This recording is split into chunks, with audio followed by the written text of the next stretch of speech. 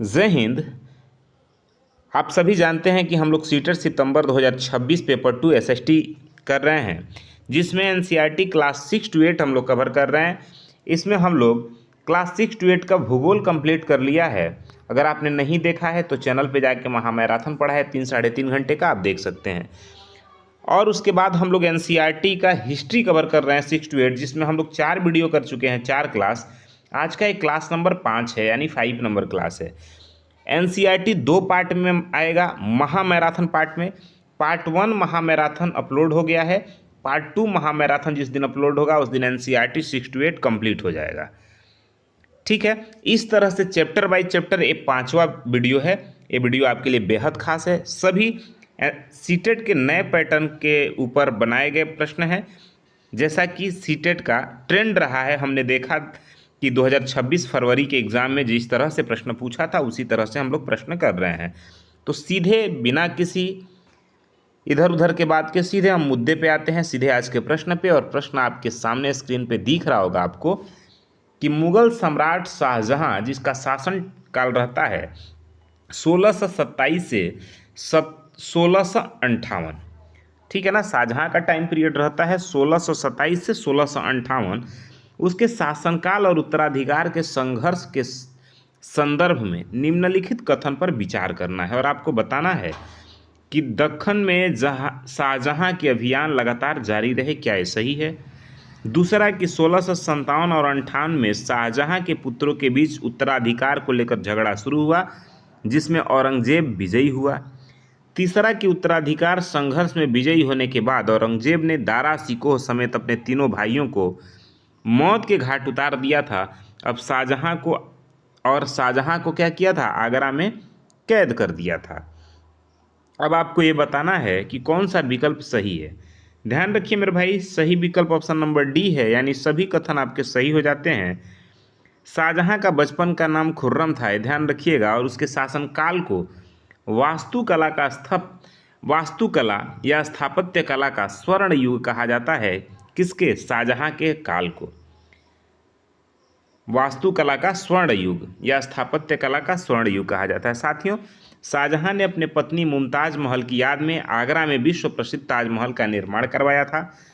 और शाहजहां के शासनकाल में ही तख्ते ताऊस यानी मयूर सिंहासन का निर्माण किया गया था, जिस पर बैठने वाला अंतिम मुगल शासक मोहम्मद शाह रंगीला था।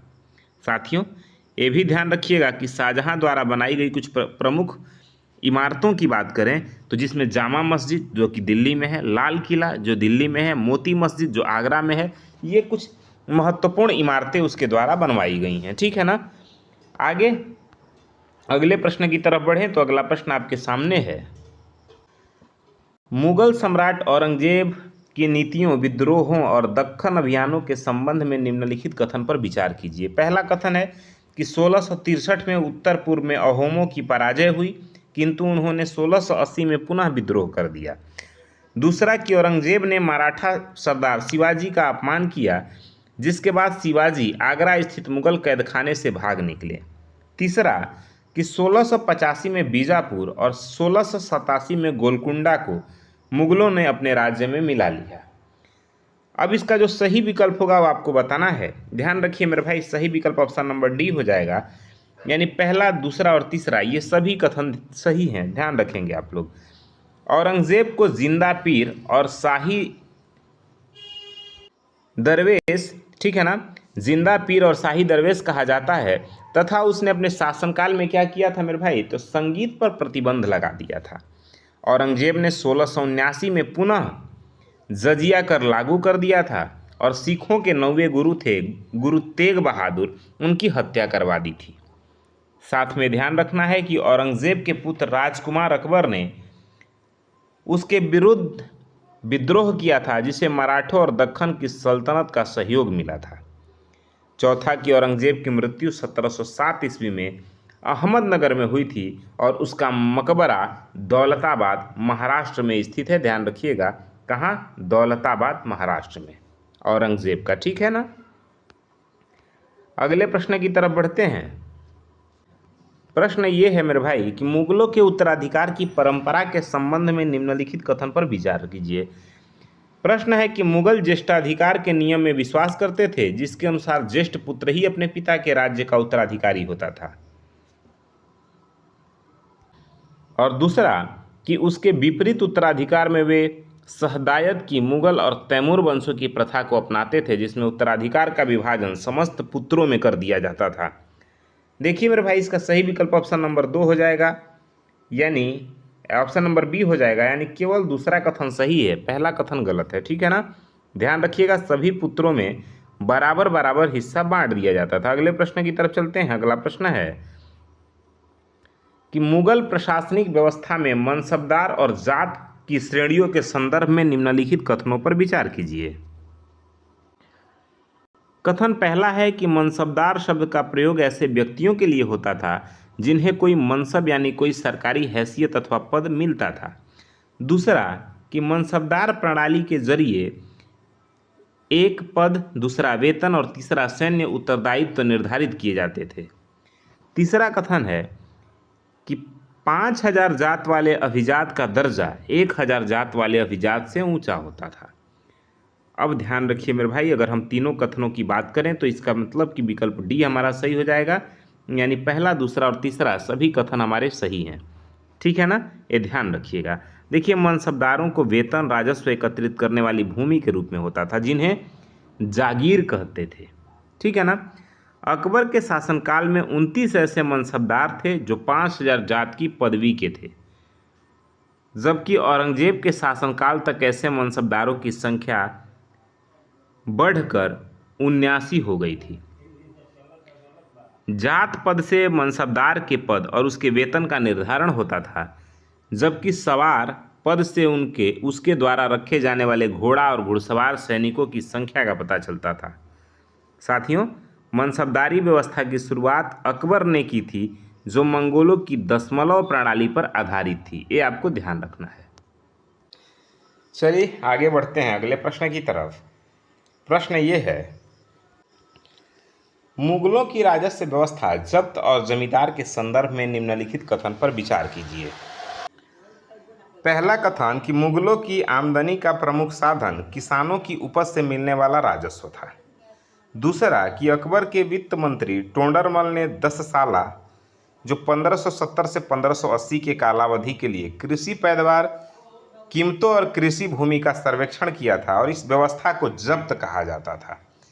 तीसरा कि ग्रामीण कुलियों, मुखिया या स्थानीय सरदारों से लेकर शक्तिशाली सरदारों, सभी मध्यस्थों के लिए मुगल एक ही शब्द यानी जमींदार प्रयोग करते थे।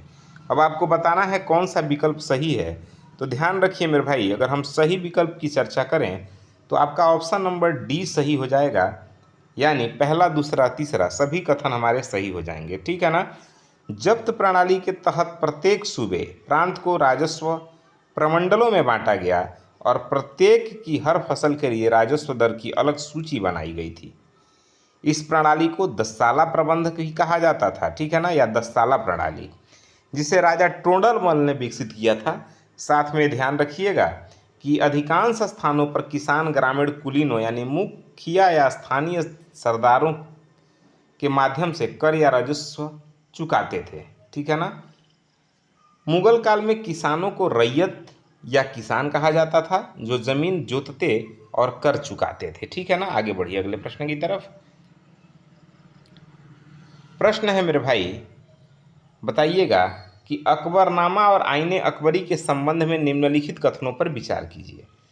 पहला कथन है कि अकबर के करीबी मित्र और दरबारी अबुल फजल ने उनके शासनकाल का इतिहास 3 जिल्दों में लिखा, जिसे अकबरनामा कहा गया। दूसरा कि इसकी पहली जिल्द में अकबर के पूर्वजों का बयान और दूसरी जिल्द में अकबर के शासनकाल की घटनाओं का वर्णन मिलता है। तीसरा कि तीसरी जिल्द आईने अकबरी है, जिसमें अकबर के प्रशासन, घराने, सेना, राजस्व, साम्राज्य और भूगोल का ब्यौरा मिलता है। ध्यान रखिए मेरे भाई, हमारे सभी कथन सही हो जाते हैं। इस प्रकार विकल्प डी सही हो जाएगा, पहला, दूसरा और तीसरा सभी कथन हमारे क्या हैं, बिल्कुल ठीक हैं। आगे अगले प्रश्न की तरफ चलते हैं। प्रश्न है, ध्यान रखिएगा कि मुगल सम्राट अकबर की सुलह-ए-कुल नीति के संदर्भ में निम्नलिखित कथन पर विचार कीजिए। कथन है कि सुलह-ए-कुल का शाब्दिक अर्थ सर्वत्र शांति या सार्विक शांति है। दूसरा कि अकबर के पुत्र जहांगीर ने इस नीति का वर्णन करते हुए बताया कि इसके तहत विशाल साम्राज्य में सभी धर्मों के अनुयायियों के लिए जगह थी और यहाँ असहिष्णुता का मार्ग बंद था। तीसरा कि इस नीति के अंतर्गत सुन्नी और शिया एक ही मस्जिद में तथा ईसाई और यहूदी एक ही गिरजे में प्रार्थना करते थे। तो ध्यान रखिए, विकल्प पढ़ने के बाद आपको पता चल ही गया होगा कि इसका सही उत्तर ऑप्शन नंबर डी होगा। यानी पहला, दूसरा और तीसरा हमारे सभी कथन क्या हैं, बिल्कुल सही है। ध्यान रखिए मेरे भाई, सुलह कुल जो थी वो एक उसकी नीति अकबर के सहिष्णु, उदार और धर्मनिरपेक्ष दृष्टिकोण को दर्शाती है, जिसे उसने अपने प्रशासनिक और सामाजिक संबंधों का आधार बनाया था। ठीक है ना। वहीं अकबर ने सभी धर्मों के सार को मिलाकर 1582 में दीने इलाही की स्थापना की, जिसका प्रधान पुरोहित अब्दुल फजल था। दीने इलाही की स्थापना कब होती है मेरे भाई? तो 1582 में। ध्यान रखेंगे आप लोग। आगे देखिए, जो अगला प्रश्न है, प्रश्न ये है कि कुतुब मीनार और ऐतिहासिक स्थापत्य के संदर्भ में निम्नलिखित कथन पर विचार कीजिए। कथन आपके सामने है कि कुतुब मीनार एक 5 मंजिला इमारत है जिसके पहले छज्जे के नीचे अभिलेखों की पट्टियां हैं। ठीक है। दूसरा कथन है कि इसकी पहली मंजिल का निर्माण कुतुबुद्दीन ऐबक ने लगभग 1199 में करवाया था और बाकी शेष मंजिलों का निर्माण 1229 के आसपास इल्तुतमिश द्वारा करवाया गया था। तीसरा है कि आंधी, तूफान तथा भूकंप की वजह से क्षतिग्रस्त होने पर अलाउद्दीन खिलजी, मोहम्मद तुगलक, फिरोज शाह तुगलक तथा इब्राहिम लोदी ने इसकी मरम्मत करवाई थी। अब आपको बताना है कि उपरोक्त में से कौन से कथन सही हैं। ध्यान रखिए मेरे भाई, आपके सामने 4 विकल्प हैं, आपको बताना है कि सही विकल्प कौन सा है। देखिए, अगर हम सही विकल्प की बात करें तो इसका सही विकल्प ऑप्शन नंबर डी हो जाएगा, यानी पहला, दूसरा और तीसरा हमारे सभी कथन बिल्कुल सही हैं। देखिए, ध्यान रखिएगा कि राजस्थान के बूंदी में स्थित रानी जी की बावड़ी, जो 50 बावड़ियों में सबसे बड़ी थी, राजस्थान के बूंदी में रानी जी की बावड़ी है जो 50 बावड़ियों में सबसे बड़ी थी, जिसका निर्माण 1699 में रानी नाथावत जी ने करवाया था। ध्यान रखिएगा, क्योंकि ये आपके एक कोने में एक टॉपिक हाईलाइट करके दिया गया था, तो मुझे लगा कि ये आपके लिए महत्वपूर्ण है। साथ में ये भी ध्यान रखिएगा कि जो कंदारिया का महादेव मंदिर है उसका निर्माण चंदेल वंश के राजा धंगदेव द्वारा 999 ईस्वी में करवाया गया था। साथ में ये भी ध्यान रखिएगा कि खजुराहो समूह में राजकीय मंदिर सम्मिलित थे जहां सामान्य जनमानस की जाने की अनुमति नहीं थी। और साथ में ये भी ध्यान रखिए कि ये सभी विकल्प सही हैं कि कुतुब मीनार के 5 मंजिल इमारत है जिसके पहले छज्जे के नीचे अभिलेखों की पट्टियां हैं, ये सही है। साथ में ये भी सही है कि इसका निर्माण 1199 में कुतुबुद्दीन ऐबक ने शुरू करवाया था और बाकी का निर्माण 1299 के आसपास इल्तुतमिश द्वारा करवाया गया। ये सभी फैक्ट सही है, आपको ध्यान रखना है। आगे अगले प्रश्न की तरफ बढ़ते हैं। तो प्रश्न ये है कि मुगल प्रशासनिक व्यवस्था में मनसबदार किसे कहा जाता है? मुगल प्रशासनिक जो व्यवस्था होती थी उसमें मनसबदार शब्द किसके लिए प्रयोग होता था? देखिए मेरे भाई, मनसबदार शब्द जो है ना, वो ऐसे व्यक्ति जिन्हें कोई सरकारी हैसियत अथवा पद को मनसब कहा जाता था। अब मनसब को धारण करने वाला मनसबदार कहलाता था।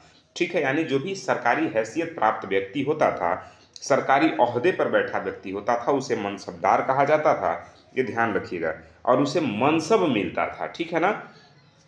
चलिए, ऐसा व्यक्ति जिन्हें कोई सरकारी हैसियत अथवा पद मिलता था उसे ही मनसबदार कहा जाता था। विकल्प ए सही है, ध्यान रखिएगा। देखिए, मनसबदारी व्यवस्था मुगलों द्वारा चलाई गई एक श्रेणी व्यवस्था थी जिसके जरिए पद, वेतन और सैन्य उत्तरदायित्व निर्धारित किए जाते थे। मनसबदार अपना वेतन राजस्व एकत्रित करने वाली भूमि के रूप में पाते थे, जिन्हें जागीर कहा जाता था। ठीक है ना। आगे बढ़ते हैं अगले प्रश्न की तरफ। चलिए, प्रश्न आपका ये है, अकबर के जब्त प्रथा से संबंधित प्रश्न है। प्रश्न ये है कि अकबर के राजस्व मंत्री टोंडरमल द्वारा शुरू की गई जब्त प्रणाली से क्या आशय है। ध्यान रखिए 4 विकल्प है आपके सामने, जो सही विकल्प हो उसका चयन करके बताना है आपको। देखिए मेरे भाई, इसका सही विकल्प ऑप्शन नंबर बी हो जाएगा, यानी 10 साल की अवधि के लिए कृषि पैदावार, कीमतों और भूमि सर्वेक्षण कर नगद रूप में कर यानी राजस्व निश्चित करना ही जब्त प्रणाली थी, जिसे टोंडरमल द्वारा शुरू किया गया था, जिसे 10 साला प्रणाली या 10 साला प्रणाली भी कहा जाता है, भी ध्यान रखिएगा, ठीक है ना। देखिए, जब्त प्रणाली के तहत प्रत्येक सूबे यानी प्रांत को राजस्व मंडलों में बांटा गया था और प्रत्येक फसल के लिए अलग राजस्व दर की सूची बनाई गई थी। इस प्रणाली को 10 साला प्रबंध भी कहा जाता था, यह भी ध्यान रखिएगा। चलिए आगे बढ़ते हैं अगले प्रश्न की तरफ। प्रश्न ये है, बहुत बेहतरीन प्रश्न है जो एग्जाम में बार बार पूछे जाते रहे हैं, तांजावुर से संबंधित। प्रश्न ये कह रहा है कि तांजावुर के राजराजेश्वर मंदिर और तांजावुर शहर के संदर्भ में निम्नलिखित कथन पर विचार कीजिए। पहला कथन ये कह रहा है कि तांजावुर के राजराजेश्वर मंदिर का शिखर उस समय के मंदिरों में सबसे ऊंचा था और इसके शिखर पर 90 टन का पत्थर ले जाने के लिए, ठीक है ना, 4 किलोमीटर लंबा चढ़ाईदार रास्ता बनाया गया था। पहला कथन यह है कि तांजावुर राजराजेश्वर मंदिर अपने समय का सबसे लंबा शिखर वाला मंदिर था और इसके शिखर पर 90 टन का पत्थर ले जाने के लिए 4 किलोमीटर लंबा चढ़ाईदार मार्ग बना हुआ था। दूसरा कथन है कि मंदिर के पास के एक गांव को चारूपल्लम कहा जाता है, जिसका शाब्दिक अर्थ है चढ़ाईदार रास्ते का गांव।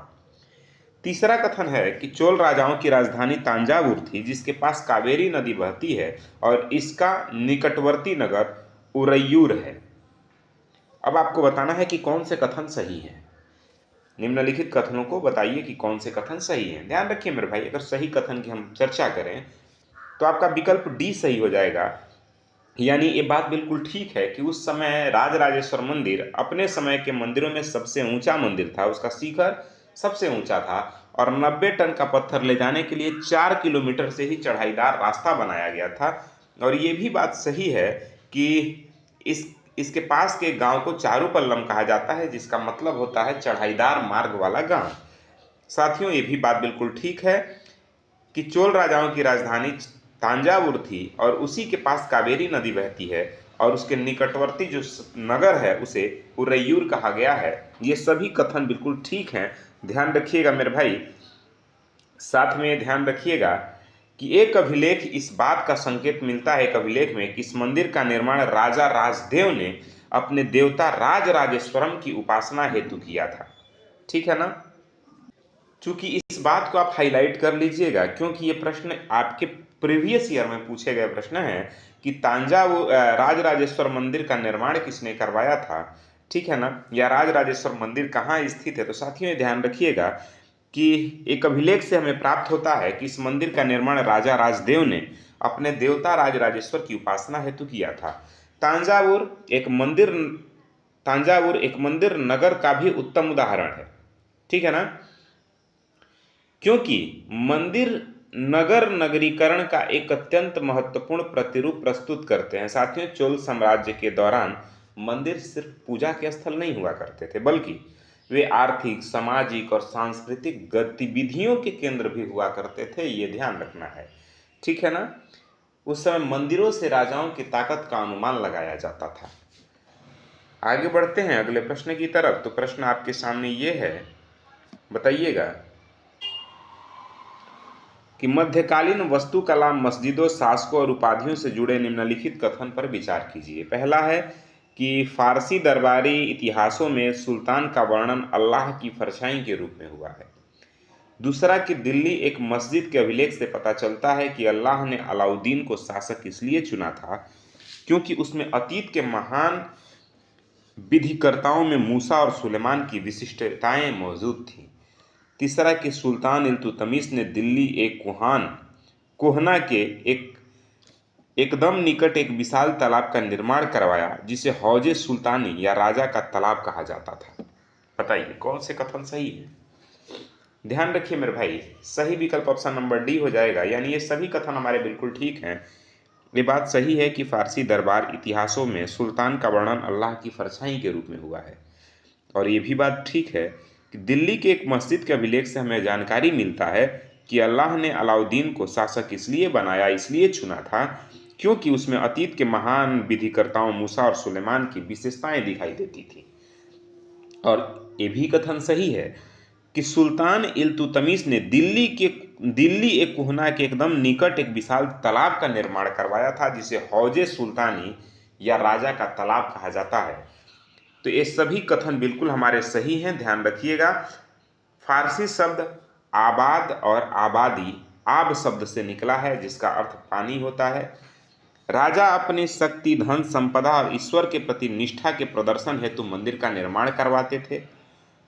और 9वीं शताब्दी के आरंभ में जब पांडियन राजा श्रीमर श्री वल्लभ ने श्रीलंका पर आक्रमण कर राजा सेन प्रथम को पराजित किया था, तब बौद्ध भिक्षुक व इतिहासकार धम्मकीर्ति ने इसका विवरण दिया था।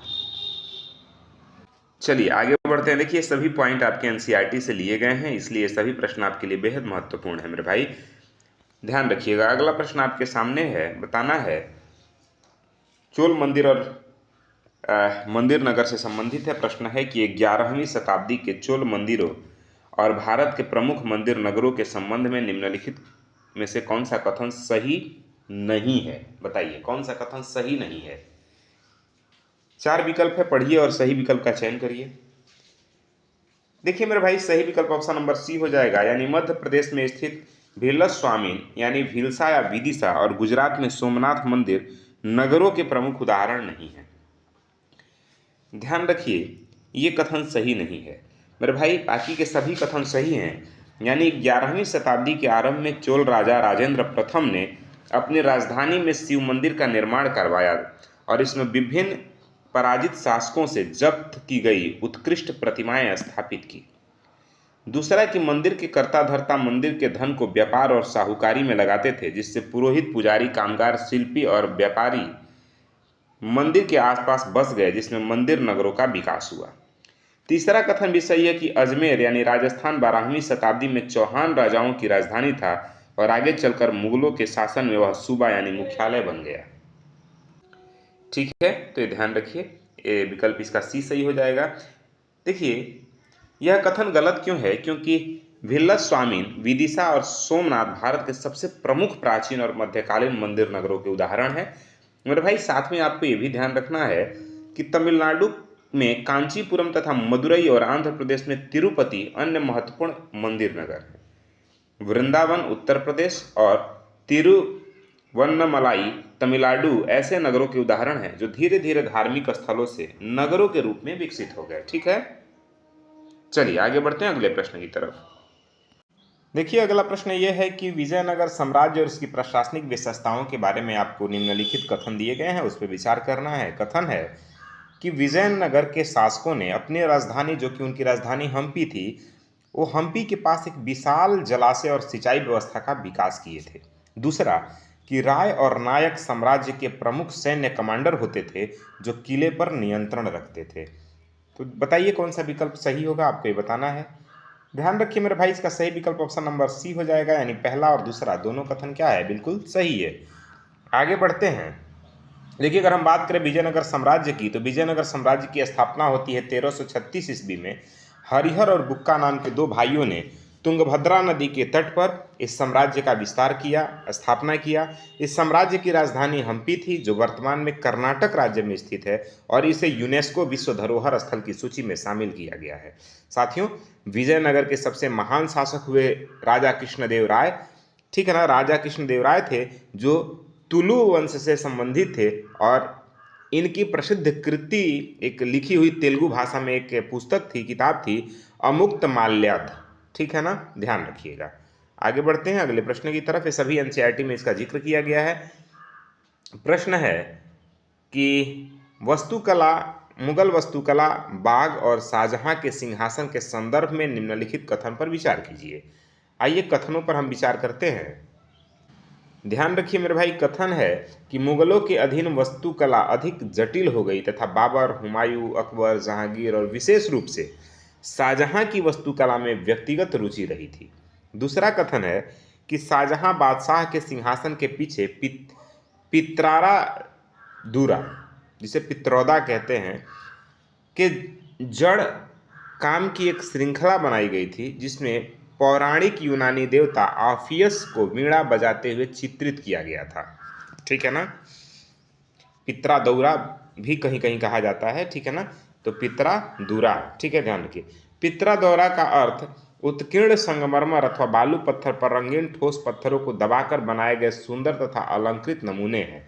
साथियों, अब आपको बताना है कौन सा विकल्प सही है। ध्यान रखिएगा, इसका सही विकल्प ऑप्शन नंबर डी हो जाएगा, यानी पहला, दूसरा और तीसरा सभी कथन हमारे क्या हैं, बिल्कुल सही है। आगे बढ़ते हैं अगले प्रश्न की तरफ मेरे भाई, ध्यान रखेंगे आप लोग। अच्छा, साथ में ये भी ध्यान रखेंगे कि बाबर ने अपनी आत्मकथा में औपचारिक बागों की योजनाएं और उनके बनाने में अपनी रुचि का वर्णन भी किया है। साथियों, हुमायूं के मकबरे का निर्माण लाल बलुआ पत्थर से हुआ था तथा इसके किनारे सफ़ेद संगमरमर से बने थे। इसका जो किनारा था वो सफ़ेद संगमरमर से बना था। ये भी ध्यान रखना है कि शाहजहां द्वारा आगरा के ताजमहल का निर्माण करवाया गया, जिसका निर्माण कार्य 1643 में पूरा हुआ था। अगला प्रश्न है, वस्तु की गॉथिक शैली के संदर्भ में बताइए कि वास्तुकला की गॉथिक शैली के संदर्भ में कौन सा कथन सही है। पहला कथन है कि 12वीं शताब्दी से फ्रांस से प्रारंभिक भवनों की तुलना में अधिक ऊंचे और हल्के चर्चों के निर्माण के प्रयास शुरू हुए, जिन्हें गॉथिक शैली कहा गया। साथियों, इस शैली की प्रमुख विशेषता है कि नुकीले ऊंचे मेहराब, रंगीन कांच का प्रयोग, जिसमें प्रायः बाइबिल से लिए गए दृश्यों का चित्रण होता था, ठीक है, तथा उड़ते हुए पुश्ते। ठीक। दूसरा कि दूर से ही दिखने वाली ऊंची मीनारें और घंटी वाले बुर्ज बाद में चर्च से जुड़ गए। अब बताना है कौन सा विकल्प सही है। ध्यान रखिए, इसका सही विकल्प ऑप्शन नंबर डी हो जाएगा। ठीक है, आगे चलते हैं। देखिए, गॉथिक वास्तुकला शैली का विकास मुख्य रूप से मध्यकालीन यूरोप, खास करके फ्रांस में हुआ था। ठीक है, इस शैली के चर्च अपनी विशालता, भव्यता और प्रकाश युक्त आंतरिक सजावट के लिए प्रसिद्ध है। आगे है, अगला प्रश्न है कि कांसा, घंटा धातु और लुप्त मोम तकनीक से संबंधित निम्नलिखित कथन पर विचार कीजिए। और सवाल है कि कांसा एक मिश्रित धातु है जो तांबे और टीन के मेल से बनी है। दूसरा कि घंटा धातु में रांगे का अनुपात किसी भी अन्य किस्म के कांसे से अधिक होता है और यह एक घंटे जैसी ध्वनि उत्पन्न करती है। तीसरा कि चोल कालीन कांस्य मूर्तियां लुप्त मोम तकनीक से बनाई जाती थी। तो सही विकल्प हो जाएगा ऑप्शन नंबर डी, यानी पहला, दूसरा, तीसरा सभी कथन क्या हैं, सही हैं। आगे बढ़ते हैं अगले प्रश्न की तरफ। प्रश्न ये है फतेहपुर सीकरी से संबंधित, और प्रश्न कह रहा है कि फतेहपुर सीकरी और उसकी वास्तुकला के संबंध में निम्नलिखित में से कौन सा कथन गलत है, बताइए। देखिए, अगर गलत कथन की बात करें मेरे भाई तो विकल्प डी गलत हो जाएगा, यही आपका सही विकल्प है। बाकी अकबर की राजधानी फतेहपुर सीकरी थी, ये भी बात ठीक है। फतेहपुर सीकरी की कई इमारतों पर गुजरात और मालवा की वास्तुकलात्मक शैलियों का प्रभाव दिखता है, यह भी सही है। और जोधाबाई महल फतेहपुर सीकरी में स्थित है, जो गुजरात क्षेत्र के वास्तुकलात्मक परंपराओं से प्रभावित है, ये भी सही है। ठीक है ना, ध्यान रखिए। आगे बढ़ते हैं अगले प्रश्न की तरफ। प्रश्न है कि दक्षिण भारत में 8वीं शताब्दी और परवर्ती काल के प्रसिद्ध व्यापार संघों यानी गिल्ड के नाम क्या थे। तो मेरे भाई सही विकल्प है ऑप्शन नंबर ए, मणिग्रामम और नाना देसी। ध्यान रखिएगा। आगे बढ़ते हैं अगले प्रश्न की तरफ।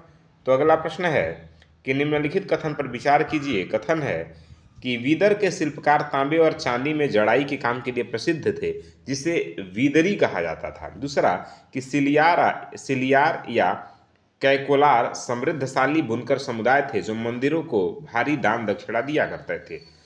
तो सही विकल्प इसका ऑप्शन नंबर सी हो जाएगा, यानी पहला, दूसरा दोनों कथन क्या है, सही है। ध्यान रखिएगा।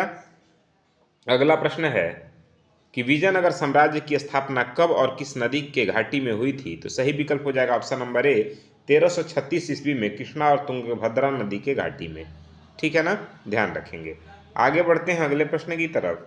अगला प्रश्न है कि विजयनगर साम्राज्य और हम्पी के संदर्भ में निम्नलिखित में से कौन सा कथन गलत है, ये बताना है। ध्यान रखिएगा, इसका कथन जो गलत है ऑप्शन नंबर बी हो जाएगा, यानी किले की दीवारों के निर्माण में गारे, चूने जैसे जोड़ने वाली मसालों का प्रयोग होता था, ये गलत बात है। बाकी सभी कथन सही है। एक कथन गलत क्यों है? क्योंकि किले की दीवारों में गारे चूने का प्रयोग नहीं होता था, बल्कि शिलाखंडों को आपस में फंसाकर गूंथा गया था। ये ध्यान रखिएगा। अगला प्रश्न है, विजयनगर साम्राज्य की राजधानी हम्पी की भौगोलिक स्थिति और उसकी सुरक्षा व्यवस्था के संदर्भ में निम्नलिखित में से कौन सा कथन सही है? बताइए। पहला कथन है कि हम्पी नगर कृष्णा और तुंगभद्रा नदी घाटी में स्थित है, भी सही है। दूसरा है कि हम्पी के किले की दीवारों के निर्माण में गारे चूने जैसे जोड़ने वाले मसाले का प्रयोग किया गया था और शिलाखंडों को आपस में फंसाकर गूंथा गया था, ये भी सही है। तो विकल्प सी सही हो जाता है। हमारा पहला और दूसरा दोनों कथन क्या है? सही है। नहीं, देखिए यहाँ पे ध्यान दीजिएगा आप लोग, गारे और चूने का प्रयोग नहीं हुआ है, सिर्फ शिलाखंडों को आपस में फंसा कर गूंथा गया है, तो ये वाला कथन गलत हो जाएगा, विकल्प ए सही हो जाएगा। ठीक है ना? चलिए आगे बढ़ते हैं अगले प्रश्न की तरफ। तो अगला प्रश्न है, मध्यकालीन भारतीय व्यापार में प्रमुख व्यापारी समूह और मार्गों से संबंधित निम्नलिखित में से कौन सा कथन गलत है? तो ध्यान रखिए, इसका गलत कथन विकल्प बी हो जाएगा। ठीक है, यानी गुजराती व्यापारियों में केवल हिंदू बनिया समुदाय शामिल था, इसमें मुस्लिम बोहरा समुदाय शामिल नहीं था, तो ये गलत कथन है। क्यों? क्योंकि व्यापारियों में हिंदू बनिया मुस्लिम बोहरा दोनों समुदाय शामिल थे, इसलिए आप ध्यान रखिए कि विकल्प बी आपका गलत था। ठीक है ना? आगे है कि सूरत और मसूलीपट्टनम बंदरगाह से संबंधित निम्नलिखित कथन पर विचार कीजिए। तो देखिए, सूरत को मक्का का प्रस्थान द्वार भी कहा जाता था और बहुत से हज यात्री जहाज से यहीं से रवाना होते थे। ठीक है, तो ये भी सही है। और मसूलीपट्टनम या मछलीपट्टनम नगर कृष्ण नदी के डेल्टा पर स्थित है और वहाँ का किला हॉलैंड वासियों ने बनाया था, ये भी सही है। तो विकल्प सी सही हो जाएगा आपका। ठीक है, चलिए आगे बढ़ते हैं अगले और अंतिम प्रश्न की तरफ। प्रश्न ये है कि मध्यकालीन बंदरगाह और नगरों और व्यापार से संबंधित निम्नलिखित में से कौन सा कथन गलत है? ध्यान रखिए मेरे भाई, इसका जो गलत कथन है वो विकल्प सी सही हो जाता है। यानी सूरत से जारी की गई हुंडियों की मान्यता केवल भारत तक ही सीमित थी, इसका विस्तार मिस्र, इराक और बेल्जियम तक नहीं था। ये कथन गलत है। क्यों गलत है? क्योंकि सूरत से जारी की गई जो हुंडियाँ होती थी दूर दूर तक, यानी मिस्र, काहिरा, इराक, बसरा, बेल्जियम और एंटवर्प के बाज़ारों में मान्यता प्राप्त थी, इसलिए आपका विकल्प सी जो है वो गलत हो जाता है। बाकी आज का प्रश्न यही समाप्त करते हैं। मिलते हैं फिर नए क्लास में, तब तक के लिए जय हिंद।